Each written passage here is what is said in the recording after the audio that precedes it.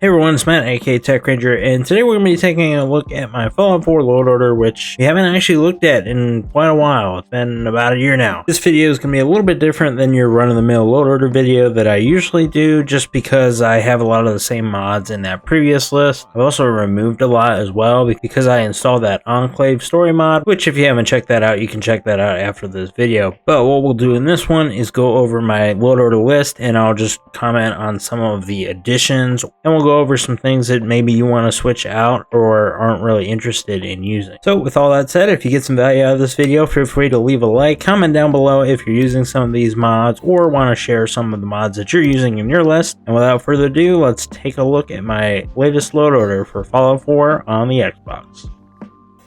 So in this first part, we're going to take a look at some of the omissions and changes in my last load order video just by going through the list itself. First big omission from that last one is the unofficial Fallout 4 patch. In its place, I actually put clarity. One of the main things I like about clarity is it takes a lot of that fog that is prevalent across Fallout 4, and I don't really like that, especially when you go back and play something like Skyrim. So that was the big one for me, and it does work with weather mods. However, if you use something like Vivid, it's probably not a good idea, but something like Unified Commonwealth Weathers that I am using, that just merges the DLC weathers with vanilla. Moving on to the Fallout 4 AI overhaul, if you're familiar with how Immersive Citizens works in Skyrim, this is pretty much that, but for Fallout 4. One of the notes in this description actually mentions that community will often all go and attack one rad roach if they see one, whereas with this mod, you won't actually see that. You might just see like a couple people going after the rad roach. Thought that was kind of a funny addition. But anyways, moving on, we have the normalized sensitivity,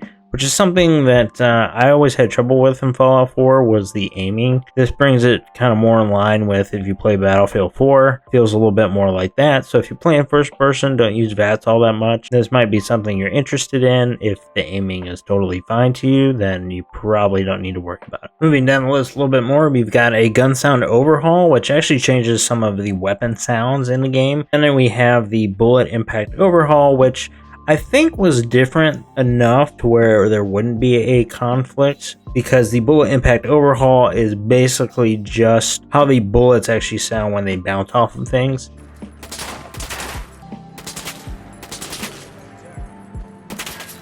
This is a weapon from a mod, so if you didn't hear any difference here, then you probably don't really need to bother with these sound mods, or you can use one or the other. Moving on, we have the Def UI mods and the Immersive HUD. I somehow have two presets in this recording. You only want to use one Def UI preset, otherwise you might have some issues. I'm currently using the Sky Quakes one, which I actually really like.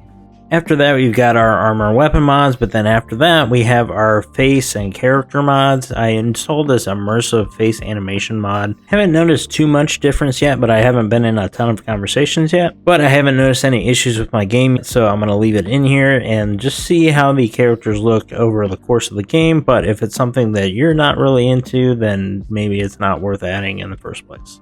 Now this one is a combat overhaul, so if you've been having some trouble with combat in Fallout 4, this one might be worth checking out. All of the information is in the description on what it does, and I have this one installed, and so far I'm liking it, but you will need to start a new game. Otherwise, you might have some issues with the way the enemies scale their health and all that good stuff. As far as graphics mods go, I still have Vivid installed, but I do have that Borealis landscape with the LOD mod, and we have the Stromberg Retexture project, which we looked at a while back. Basically, it's another texture mod that kind of does some graphics pack type things, if you're familiar with that mod on Skyrim, and I like some of the changes that this mod brings. So as far as the big changes, that's pretty much it. I'm going to have on screen right now the full list just to show you everything in order as it is in game, so you can see the pictures and kind of associate that with the mod. I'll have that link in the description that has a spreadsheet with all the links to everything as well, but sometimes people just want to see the list in video form too. If you guys have any questions, feel free to leave them down in the comments down below. This is the load order that I have before the anniversary update comes out sometime this year, and hopefully the mods after that are stable and this will still hold up, but we'll see. Might have to make another one once that drops. If you have any suggestions for this list or just want to share some of the mods that you're using in place of like maybe what I have, feel free to comment those down below. Thank you so much for watching. Have a great rest of your day, everybody, and I will see you in the next video. Happy modding.